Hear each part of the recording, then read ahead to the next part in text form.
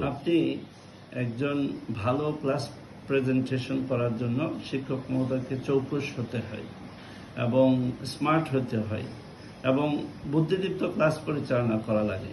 আপনি ধরুন আপনার ক্লাসে 40 জন স্টুডেন্ট আছে, সেখানে 15% শিক্ষার্থী 6 জন, এরা হচ্ছে মেধাবী স্টুডেন্ট, A+ ক্যাটাগরির স্টুডেন্ট। এরপরে আপনি 40% স্টুডেন্ট যদি চিন্তা করেন, 40%-এর মধ্যে 16 জন স্টুডেন্ট হচ্ছে মধ্যম ক্যাটাগরির, কিন্তু A+ ক্যাটাগরির না, তারা হচ্ছে A ক্যাটাগরির, A- ক্যাটাগরির।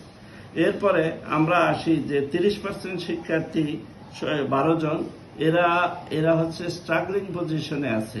এরা প্রথম ক্যাটাগরি, দ্বিতীয় ক্যাটাগরিতে নাই, কিন্তু তারা নিজেদের সাথে যুদ্ধ করতেছে ক্লাসটাকে শ্রুতিমধুর করার জন্য, বোঝার জন্য, বুঝতে পারার জন্য চেষ্টা করতেছে। তারা স্ট্রাগলিং ক্যাটাগরির স্টুডেন্ট।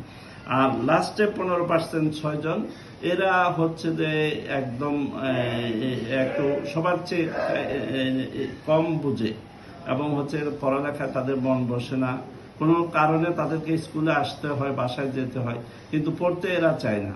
তো এজন্য ক্লাস পরিচালনার ক্ষেত্রে আপনাকে একটা জিনিস চিন্তা করতে হবে যে টিচিং অ্যাসিস্ট্যান্ট মেথডটা যদি আপনারা অ্যাপ্লাই করেন, তাহলে হবে কি এই ক্লাসটা একটা সমন্বয় আসবে। কিভাবে সেটা হতে পারে যে প্রথম যে 10 জন আছে, প্রথম 6 জন A+ ক্যাটাগরির আছে, তাদেরকে আপনি স্ট্রাগলিং পজিশনের স্টুডেন্টদের সাথে লাগাই দেন, এরা এদেরকে শিখাবে।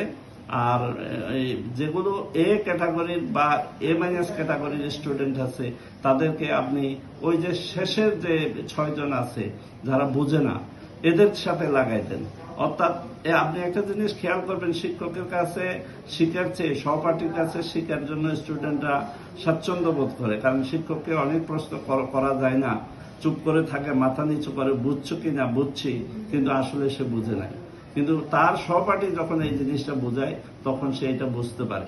তাহলে ওই শেষ ক্যাটাগরির স্টুডেন্টগুলোকে মধ্যম মানে নিয়ে আসা, মধ্যম মানের স্টুডেন্টদেরকে আপার মানে নিয়ে আসার জন্য এই প্রক্রিয়াটা একটা সুন্দর সলিউশন হতে পারে।